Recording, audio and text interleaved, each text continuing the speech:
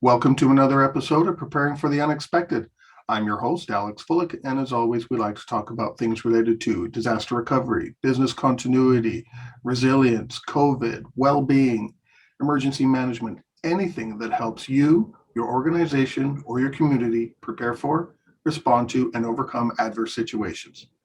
If you'd like to be a guest on the show, you can find me on LinkedIn. I'm the only Alex Fullick there, so I'm really easy to find. Please send me an email and I respond to everything I get. Alternatively, you can find me on alexfullick.com and you can reach out that way. I've mentioned before that, I just talked about it really, guests, if you want to be a guest on the show. Well, today's guest did that, reached out and asked to talk about a topic on the show. And we are going to talk about embedding business continuity or resilience into your organization. And I'd like to welcome to the show Gary Stevenson. Gary, welcome to the show. Thanks, Alex. Good to be here. And like I said, you reached out because one of your colleagues was on the show before. Yes, certainly. My line manager, Sarah Garrington, she's taken part a couple of times, I think, before. And she's a big one for saying, for developing yourself and for getting involved in different things in the business continuity and resilience industry. So she strongly encouraged me, is probably a good shout. Strongly encouraged me to reach out and get involved. So definitely kind of developing myself. You got to be careful how you word that because I know she's going to be listening to this. So hi, Sarah. Yeah. I know, hi, Sarah, please. It's all positive. It's all positive. Now, you and I have exchanged a couple of emails and I know what you do. Could you take a moment and tell us a little bit about yourself before we jump into our topic today? Yeah, of course, no problem. So my name is Gary Stevenson and I'm based in Glasgow in Scotland. I work in a UK-based law firm as resilience advisor, and I've been in the business continuity industry for about 4 years now. Prior to my current work, which I only joined in July of last year, I was in the business continuity team for a public sector non-departmental government body in the UK. I actually got into business continuity by chance. I think it's quite a common thing for everybody in the kind of business continuity and resilience industry. I've heard it said quite a few times that I don't think anybody as a 9-year-old sits and thinks, so I want to work in business continuity when I grow up. So for myself, it was certainly, I came from a learning and development background before that. And in 2018, one of my colleagues sent me a job description for a business continuity coordinator. And fast forward 4 years and here I am, resilience advisor in a UK-based law firm. So it's been an interesting 4 years, but it's especially with the last couple. But it's like baptism by fire, I think is a good phrase for that one. So, yeah. You really got into the industry at an interesting time, just before a global pandemic. Yeah. There's an ongoing joke. Being just thrown into it, Yeah. I think there's an ongoing joke for myself personally with kind of previous work colleagues that as soon as I kind of start somewhere, something tends to happen. So when I started in business continuity, first of all, there was a big kind of snowstorm in the UK, Beast from the East, I think it was called. So that was baptism by snow first time. And then fast forward a few years and we've got the pandemic. So it's definitely, it's been an interesting time, but there's a lot of interesting change happening at the moment as well. So it's certainly a good time to be involved in the industry. Mm-hmm. I agree with that. That's for sure. Well, let's jump into the topic: embedding business continuity resilience resilience, I should say, into your organization. My first question for you is, how do you define embedding? So that's a good question. The official definition of embedding is how to integrate business continuity awareness and practice into your business as usual activities. So for myself personally, I view it really as making business continuity part of your everyday conversation within your organization for all your colleagues, regardless of where they sit in that organization or if they've had any sort of involvement within the business continuity program. So I think it's really kind of trying to bring it front and center and part of the kind of conversation, so that if somebody mentions it, personally, up until starting in business continuity, I never had any sort of experience of it as a concept or as a kind of as a function in practice. So certainly for myself, it really is all about kind of getting just a basic level of awareness and then building from there with your kind of wider business continuity program. How do you go about some of these conversations then? If it's talking about, having business continuity as part of your everyday conversations, are you going out to the water cooler and just saying, "Hey, Jane, how's your business continuity plan?" So, what does that entail? I think it's an interesting point. I think it's as wild as it sounds. I think part of it is that I think having that organic conversation with people, as well as your kind of wider actual kind of embedding and awareness raising program, which I can kind of chat on in a little bit. I think those kind of natural conversations, I think definitely in my experience, having chats with people, a lot of the time, people just don't know. When you talk about business continuity, a lot of the time, and back at the start of the pandemic, actually, it's kind of a great example of it. A lot of the time, people think that you just sit about waiting for things to go wrong or waiting for disasters. So certainly the amount of people at the start of COVID that said to me, "Oh, it must be good for you to have something to do now." Like, I think that it's definitely good to actually have those kind of conversations, just to bring it up, just to kind of say, this is what I do, this is why we do it, and really this is how everybody's involved. Because I think it is, everybody has some kind of involvement in business continuity, whether they know it or not, they're involved in it. That's an interesting point right there. If everybody's involved with business continuity, whether they know it or not, are there some areas within an organization that you can kind of leverage to help get business continuity across? I know I've got one in mind, but I'd rather hear you. So I think there's quite a few areas. I mean, I think on a personal side, one of the things that I've kind of tried to do is to get your organization to a point where your culture, business continuity is part of that, and those conversations happen organically. So a lot of the times it could be anything from having business continuity front and center when you're looking at different kind of large change projects. So kind of linking in with change functions to kind of make sure that anything that's coming in the road, basically, that's going to involve big changes and projects in the business, that business continuity is front and center.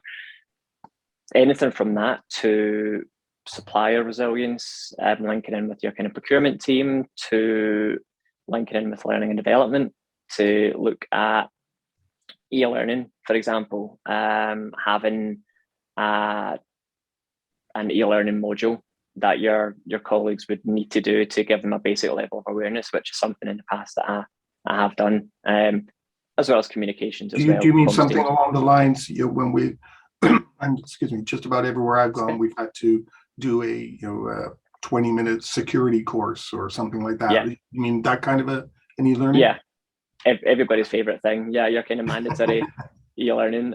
I think that on my side, a kind of big help really with looking at what you can do and how you can get things put in place is getting a kind of top level sponsor. I think some kind of senior management, and with them behind you, kind of championing business continuity and awareness. An e-learning module basically is part of your mandatory annual catalogue of courses that you need to do with information security, cyber stuff, everything like that, health and safety, stuff like that. I think having business continuity as part of that, I think starts that conversation, starts kind of getting it into the ether almost, so that people at least have a basic level of awareness of it. Yeah, the one I mentioned I had in mind was, and you mentioned it, projects. Just, projects drives all kinds of changes, IT changes, process changes,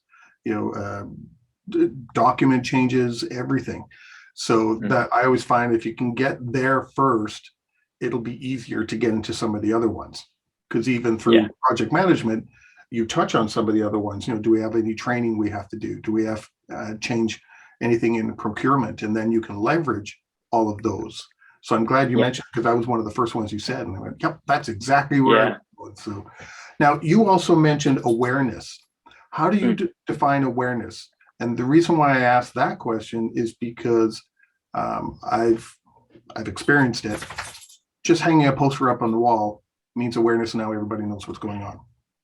And that's not correct. So what is awareness to you? Because you've mentioned that a couple of times now. Yeah, I think on the poster point, I 100% agree with you. Personally, if I see a poster at a water cooler, I'm generally facing away from it talking to somebody. So on the awareness side, I think, again, it goes back to that conversation point where you have it in the everyday conversation in a business. So from my past anyway, the e-learning side, communications, having a level of visibility, I think, in your organization for your business continuity or resilience team, as well as the different kind of work that's happening as part of that. I think that goes a long way to having a level of awareness where if somebody starts a business, for example, it's kind of, as well as your standard, here's what you need to do as part of information security, or what you need to do as part of your health and safety. You also have that link in of here's business continuity, and here's why it's important for us as a business, for you as an employee of that business, and also how you kind of feed into that. So I think that there is a lot more things that you can do for awareness, but I think straight from the get-go, having a kind of basic level across the whole business, I think it makes our jobs easier. I think when you go out to your business as part of your business continuity program, whether that's your BIAs, whether that's your reviewing of business continuity plans or exercises and validations, those people already have a level of knowledge already, just from the kind of the day-to-day interactions that we would have with them as a team. But places change, like people move up through the business. So if you have a level of understanding, as basic as it is, then it just makes it easier for us to be able to kind of engage people. And if we're asking them to do something, it helps them be aware of why we're asking them to do something. And it definitely does. It helps make the conversation, as well as your top level support, it helps make the conversation a bit easier for us. Do you see a difference in awareness for the general populace of an organization versus the awareness for those who actually have to execute business continuity or disaster recovery plans? Do you see a difference between the awareness in those two kind of sides of the equation there? Yes, is the short answer. Actually, I like to overcomplicate it a little bit more than that. And when I'm looking at embedding business continuity, I generally try to split it into three different approaches. So awareness, education, and training, which off the top of my head, I think it's actually mentioned in the good practice guidelines on embedding. So on an awareness point, generally, and again, this is where the e-learning feeds in, I'll look at having your basic level across all staff, regardless of where they sit in the organizational structure or any kind of experience that they've had of the actual business continuity function as it stands. I do also, on the education side, I look at having that more focused towards your people who would maybe have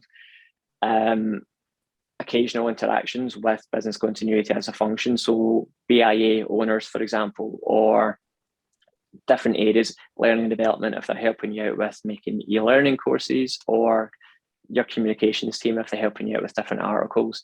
I think having a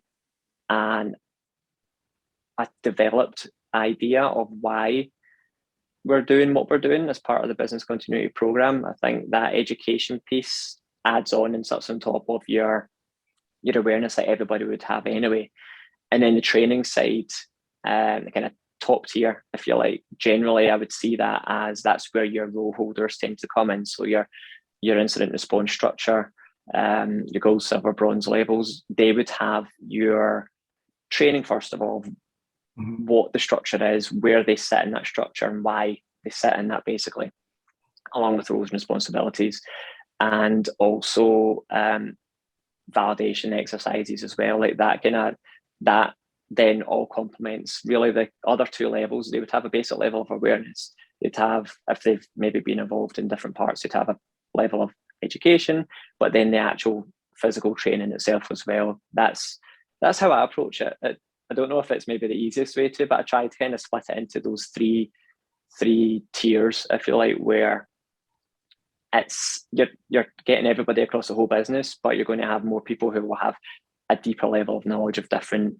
parts depending on their involvement within the actual the business continuity program itself. Yeah, and that's the reason why I was asking the question. Is I'm sure you have too, but I've run across some people in different industries. Everybody's aware of business continuity, but they are just hanging up a poster.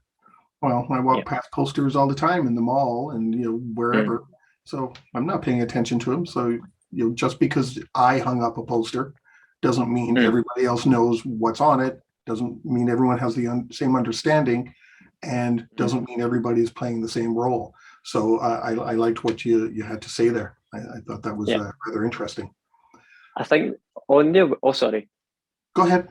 No, on the awareness side, I think that really is where a lot of your work on my side anyway, certainly a lot of your work in embedding really gets going, and where a lot of it should be focused. I think it's, as you said, like everybody's seen a poster and everybody, or most people, sorry, ignore it, or it's just background as well. It might as well be wallpaper.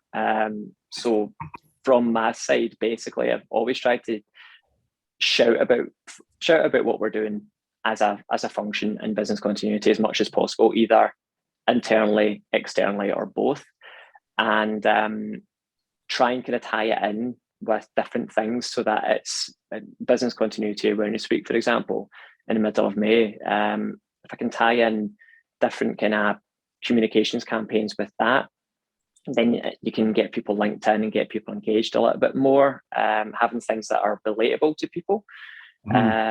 Certainly the COVID pandemic over the last couple of years, I've had comms pieces that have been sent out with people talking about what business continuity has meant to them, what their experience has been, and kind of linking it back into that kind of personal view. I think if somebody has something that they can relate to, even on an external side, if your company LinkedIn, for example, was posting something about a test that you've done across your business, like a text message test communications cascade, for example, I think people looking at that, if they can say, "Oh, I've been involved in that," or "Oh, I know what that is," I think it helps that engagement so much more.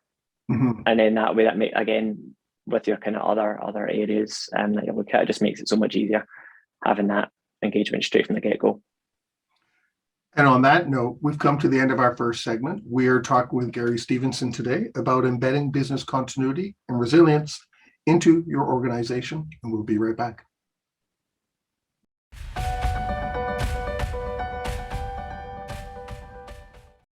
Welcome back. We're talking with Gary Stevenson today about embedding business continuity resilience into your organization. Gary, great first segment. Lots of good information there about awareness and embedding things. Now, I'm wondering if you can share your experiences with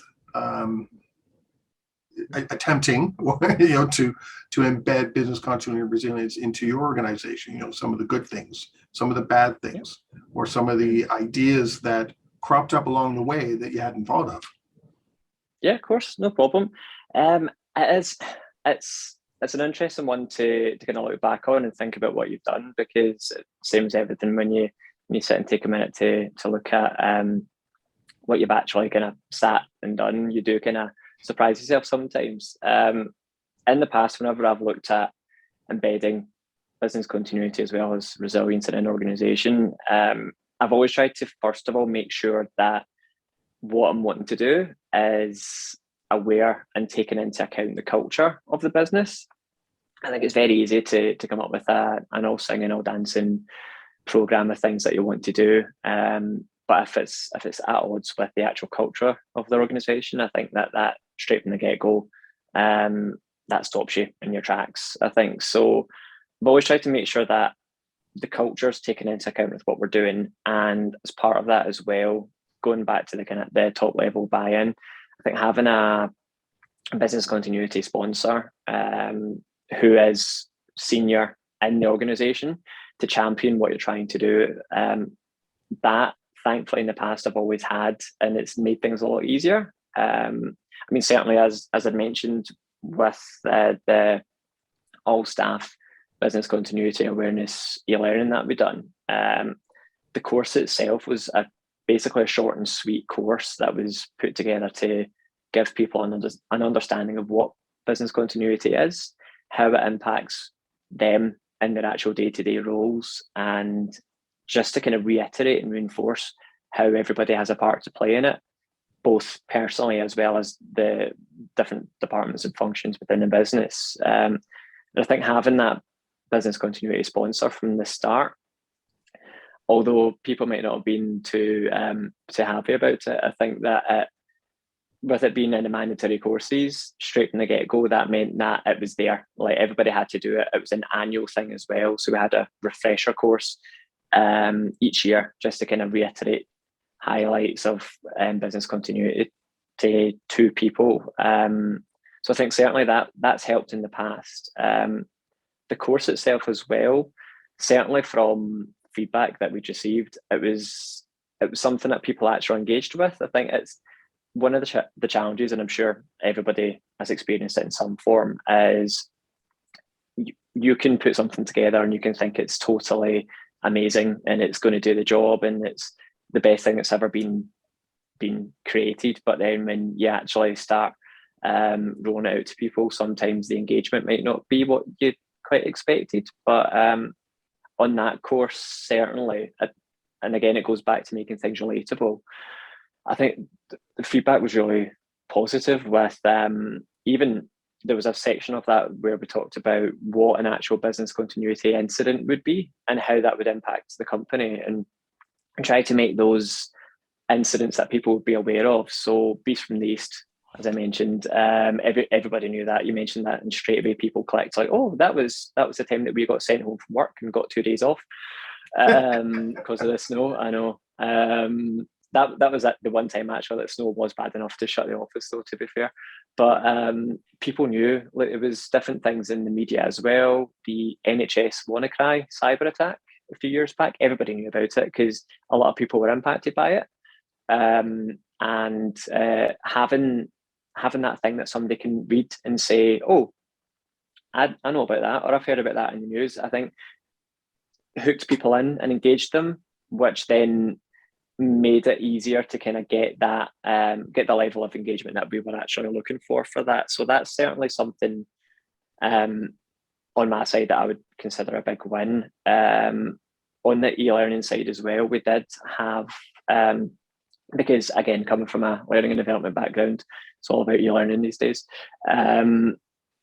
The courses for the incident response structure, so your gold, silver and bronze levels, we ended up actually creating e-learning courses for them as well to give them basically an understanding again of the incident response structure, where they sit in it and what the responsibilities are. And certainly for people who have been involved previously in business continuity, I think having something that you can actually track to say this person's done this, consider that a check in the box for that. I think you're using different areas of the business to try and kind of get things done and get people engaged, and I think that definitely did help.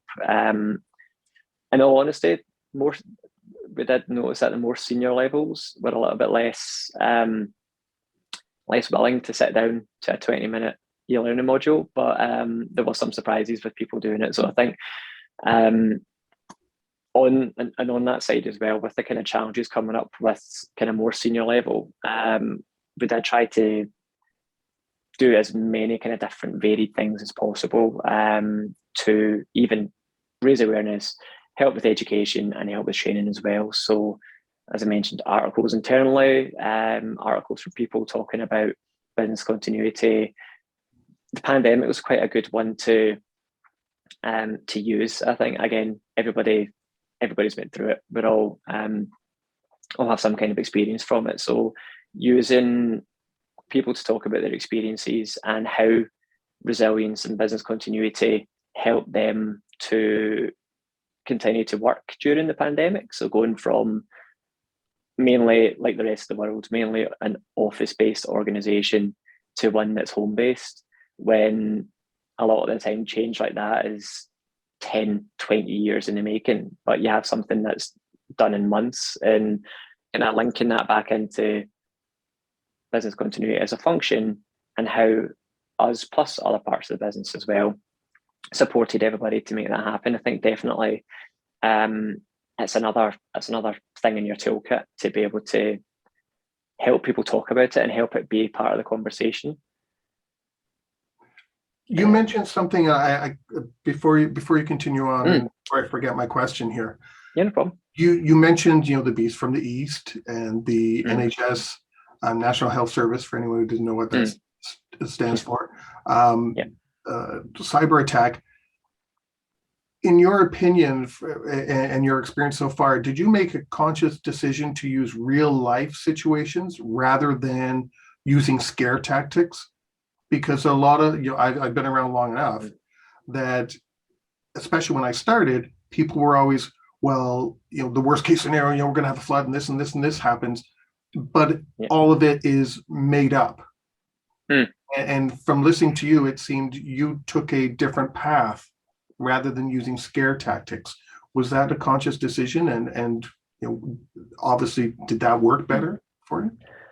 I think it was.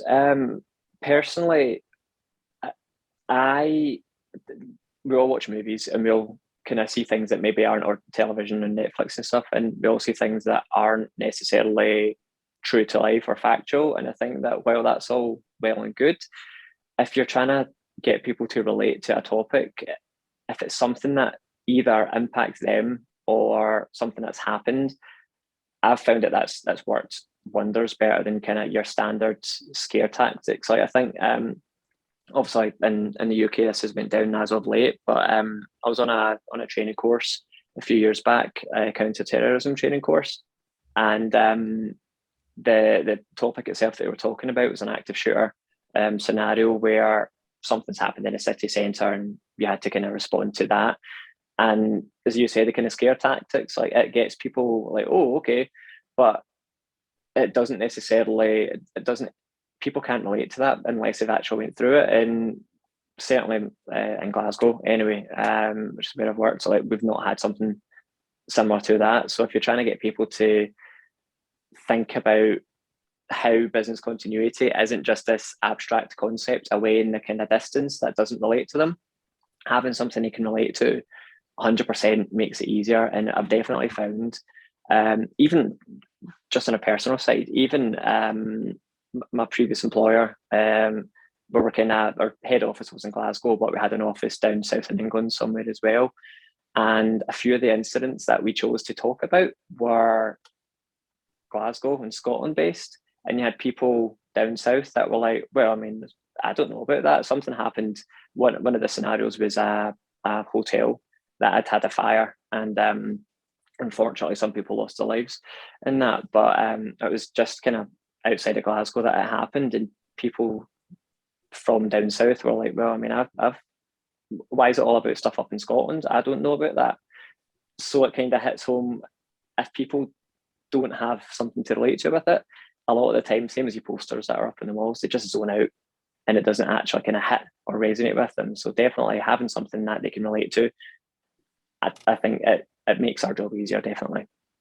Yeah, and I think to your point in the first segment, if you're using scare tactics and coming up with some of these bizarre scenarios, then that's when people say, yeah, these people are just sitting around all day long coming up with weird ways to create situations.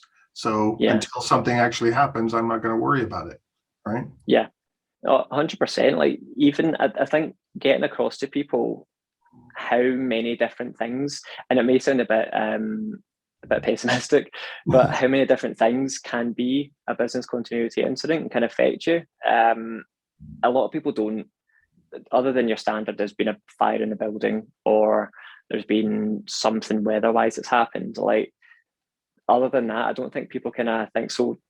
Again, an example in Glasgow, there was the Glasgow School of Art. It's a big kind of institution and really big kind of historic building that had actually burned down a few years back. Again, just just after I started in business continuity, just went on fire for the second time. But anyway, but a lot of the businesses around the actual building itself were shut for months because they couldn't get near. The street was cordoned off because of obviously the kind of damage to the surrounding buildings from this fire. So you couldn't get businesses and people couldn't get into their homes or their offices. And that's an impact. Like, if something doesn't necessarily need to impact you for it to be a business continuity incident, when there's so many different varied varieties of things that can happen, that if you can try and get things that people can relate to and try and hit home all these kind of smaller things that you might not expect can also have an impact to you being able to do your job. I think it gets people thinking, and it definitely helps you have a conversation. A lot of the time people will sit and be like, oh, I never knew that was a thing. Never do. So there was something else you mentioned too with that e-learning course and awareness, that you got a lot of feedback. So what do you do with that feedback when you get it? Do you change what you're doing? Like, what happens? I think you definitely do change what you're doing. Change the bits that need to change. So for myself, feedback's always a good thing. If something maybe isn't necessarily landing or working, and I think this is not just e-learning wise, but for like the rest of maybe your awareness campaign or embedding campaign that you're looking at, I think you shouldn't be afraid to change tact and do something different. So certainly feedback that we received, again, relating to the incidents maybe being focused in Scotland as opposed to in England as well, like changing things like that so it's relatable to people, so people know what we're talking about. Having links in like different maybe areas where it came to us, for example, information security, saying we have this thing here, this campaign that we're doing, which is looking at preventing a cyber attack. Can we link in with you as well to make sure that we can kind of get a joined up approach? Which then again, you're kind of linking in different areas and you're kind of helping them to make their job easier and vice versa. But I think taking that kind of feedback and improving it, it's only going to improve what you're offering people. And even the annual refresher, for example, we kind of brought that in after the initial launch of the module to try and make it easier for people to have a shorter refresher of business continuity as it stands. So something like that, again, it's maybe not necessarily everybody's favourite topic, e-learning, but something to try and keep people engaged and something that's not going to straight away switch people off. I think if people are giving you feedback, we should really be listening to that. Yeah, I agree with you. Yeah. I liked what you said about leveraging some other groups, because that I'm assuming that helps break down some silos, which would make it easier to embed business continuity and resilience into processes, right?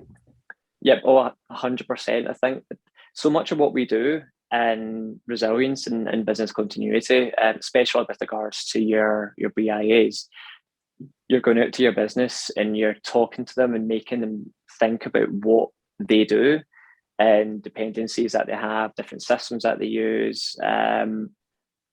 That there's so many things that you like, information, so much information that you get. If you only used it for your BIA and for your business continuity plans, it's not really kind of using it to its full potential. So I think that there's been, certainly in my experience, there's been situations and meetings where we as a team have gotten involved with change projects for different big systems, and we've actually ended up flagging a concern that although you would assume that people going through the kind of discovery phase and whatever else would have already thought about and addressed, something that's flown under the radar. And as part of our BIA work, again, informal, actually, this was actually interesting, informally over a water cooler conversation, I asked a question, have you thought about this, to somebody who was on the project team, and they hadn't. And that then kicked off meetings and kind of a flurry of panic to look at addressing things, which eventually was addressed, which if that water cooler conversation hadn't have happened, this could have been might have been caught down the line, but if it wasn't, it could have been an issue that would have had major impact to the business, and then would have been an incident anyway because of the impact that could have came from that. So I think definitely having an open mind to discussing with different areas of the business helps to embed business continuity, and also just helps other areas, as you said, breaking down silos. It helps other areas use what's there, whether it's information that we've gathered as part of our BIA, or it's industry best practice, stuff like that. So definitely those conversations, and again, having it as part of the conversation helps drive those different approaches to be better. And like you said earlier, business continuity is for everyone. So it can't just be in a silo, one group responsible. Yeah. Everybody's got to be a part of it. Yeah, definitely. If somebody doesn't know about a phishing email, click on a phishing email, somebody gets malware on their computer, then before you know it, you've got an NHS WannaCry kind of tribute act, and your business is, we as business continuity and resilience, your crisis management teams are stood up to deal with that. So it's something that you would think is information security can easily become business continuity and resilience, and vice versa as well. So it's definitely it's all connected. Yeah.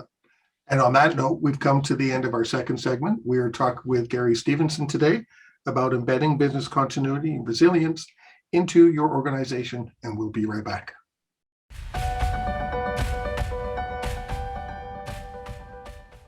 Welcome back. We're talking about embedding business continuity resilience into your organization with Gary Stevenson.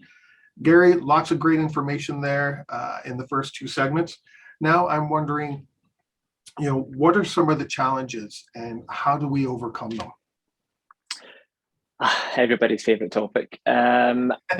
Certainly on my side, one of the things that I've come up against in the past is first and foremost time and capacity. I've had currently, as well as previously, had quite small teams for doing your business continuity and your resilience work. So a lot of the time you'd have a project planned of different things that you're wanting to do, and life happens, pandemics come up, which then naturally means that you're not able to do everything that you set out to do. So certainly on that side, going back to kind of linking in with different areas, I think using different areas to help out with the development of different things, it makes our job so much easier. So your e-learning stuff with your learning and development team, and your communications articles or anything with your comms teams, like while we as resilience professionals may have the kind of content, they're the ones that their day job is e-learning or comms. So they're the ones that know how to get that content put across in the right way. So I think definitely linking in and using other areas as much as possible helps with the challenges that will come from time and capacity, and as well as your other areas that you're linking with there, having your response structure. And again, it kind of goes back to embedding resilience and business continuity. If you use your response structure who have a level of exposure to the business continuity and resilience program, they should be, and they can champion it in their areas, whether or not it's sending out emails that have been sent to people, whether it's kind of making sure that people are aware of different things that they should be aware of, like password security, updating personal numbers if they need to be contacted during an incident, stuff like that. I think definitely using what you've got 100% helps overcome some, well, not all the time, but some of the challenges that will come from having a small team and not having as much time as you would wish to have to put to it. Engagement as well. Oh, sorry. No, go ahead. Oh, engagement as well. I think it's the same as I mentioned before. A lot of the time, you could come up with something that you think is fantastic and it might not land as well as you want it to. So having the ability to accept, you know what, that might not have worked the way I wanted it to. Let's take a step back and let's be maybe more flexible with how I'm approaching what I'm wanting to put across. So a lot of the time I've tried to think outside the box as much as I can with different ways to raise awareness and embed resilience in an organization. So even with your kind of comm stuff and your e-learning, I've tried to do different things. Like I made a board game for a directorate away day called Master of Disaster, which was an interesting one, to kind of help people understand what's involved in responding to an incident, as well as doing like role play quizzes as well at different kind of departmental away days as well. So kind of getting up in front of people, and instead of going through a PowerPoint of this is what I do as a job role, you're kind of getting people involved and getting them engaged. Which again, like if you're flexible with how you approach your different things that you want to do for your awareness raising, I think your engagement, you're not going to get everybody. And I think as long as you're able to see the bigger picture and take a step back and think, this hasn't worked, let's look at something else. I think definitely that does help you get around that kind of engagement point. Well, my question for you then is, there's some listeners out there that are struggling with trying to embed business continuity, resilience, IT/DRP, crisis management, whatever, into their organization. Do you have any quick tips if they have nothing in place right now but want to really start focusing on embedding? Are there any quick things they should focus on first to get them started on that path? Yeah, of course. First and foremost, having a senior level business continuity or resilience sponsor. I think having somebody in a kind of senior level in your organization being able to champion what you do and to be able to maybe fight for you a little bit to say this is why we are getting all staff to do an e-learning, or why we are having all these articles internally and externally. I think having somebody in your corner helps us definitely. So having a business continuity sponsor and involving other areas, 100%. I think if you use what's there, learning and development, communications, marketing, sometimes with maybe surveys, stuff like that, use what's there in your organization to try and make your job easier. And also as well, wider to just your business, look externally, get on LinkedIn, see what other people are doing, engage with other professionals in the industry. I think there's no shame in reaching out to somebody and asking them for hints or tips about what they do. So definitely, even podcasts, articles, stuff like that that's out there. A lot of other professionals have either went through what you're looking to start doing, or their business anyway when they started have been like all singing, all dancing from the start. So definitely use experience and use what's out there, both internally within your business as well as externally in the wider resilience profession. And even if you've been doing it for a long time, you're still going to encounter new challenges you haven't encountered before. So even myself, I'm not afraid to ask somebody, how do you address this situation? Yeah, I've been doing this for almost 25 years, but I'm still going to encounter things I've never encountered before.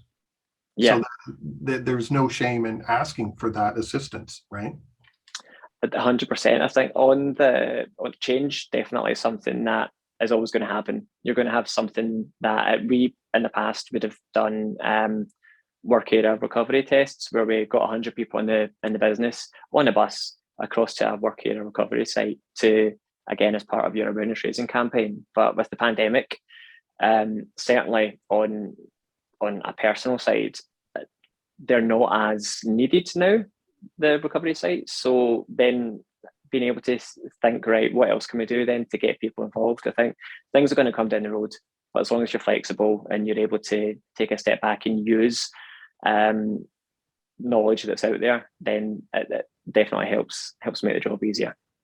Yeah, I think the leveraging what already exists is so much better than trying to recreate a wheel.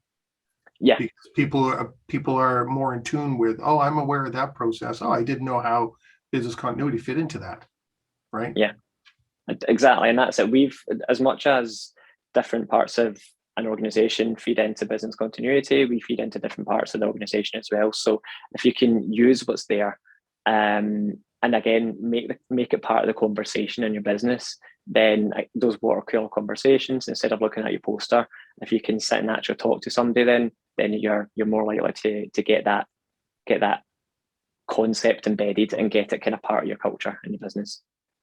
We've got 2 minutes left. So any final thoughts, any final comments that maybe cropped up while you were talking with us today? Yeah, I would really just say, again, it goes back to the conversation point. Just don't be afraid to think outside of the box when you're looking at how you can get people talking about resilience and business continuity. Some things that you come up with might be great and it might work. Some things might not. But being able to try different things in your organization, 100%, I think that whatever you can do to try and get people talking about it, it's one of the kind of key things on my side that I've tried to do in my 4 years anyway with raising awareness. So and don't be put off, don't be upset if things don't land, just keep going. Well, yeah, but you have to in a crisis or disaster situation anyway. You can't give up. You have to keep going. So exactly, even if you're trying to get that message across, you have to keep going. Yeah, definitely. So, Gary, we've come to the end of the show. Thank you very much. Oh, actually, I have a quick question. If you can take a minute before I forget. Yeah, of course. Resilience is kind of considered a state of mind or a state of being. Any quick tips on how you embed that or get that kind of thing started? So resilience is one of those things where it is, as much as business continuity feeds into resilience, I think resilience is so many other different things as well. So again, get it part of the conversation, link it into things that people know about and things that are relatable to people. So even coming down to somebody being resilient in the sense of maybe using mindfulness apps to kind of manage stress, or having a grab bag to grab if you're going to leave the house and a kind of short notice in a fire or something. Like having things that you can have ways to get people talking about it naturally and organically, and something that they can relate to. I think definitely it would definitely help. And then you can then develop on top of that, but having a basic level of understanding, I think, as part of a conversation, it's a good place to start. Great. Well, thank you very much, Gary. I really appreciate your expertise and sharing your time with us today, embedding business continuity resilience in your organization. I think there was a lot of information here for listeners, and I really hope they pay attention and use some of your suggestions. Great. Thanks for having me, Alex. Thanks for reaching out. You're one of the problem. people I always mention at the beginning of the show. If you want to be a guest, you wanted to be, and here you are. And it was your first podcast, by the way. It was. I managed the nerves, I think. So hopefully. You made it through. It sounded great. You gave lots of information. So I really appreciate it. So thanks very much, Gary. Thanks, Alex. And to everyone watching and listening, stay prepared, everybody. If you liked that video, thumbs up. If you didn't like that video, thumbs down. But leave a message and let me know what your thoughts are. If you'd like to be a guest on the show to talk about something related to business continuity, disaster management, COVID, personal well-being, anything that's relatable to those subjects, you can reach me through my LinkedIn profile, which is in the video description. And of course, don't forget to subscribe. In the meantime, stay prepared, everybody.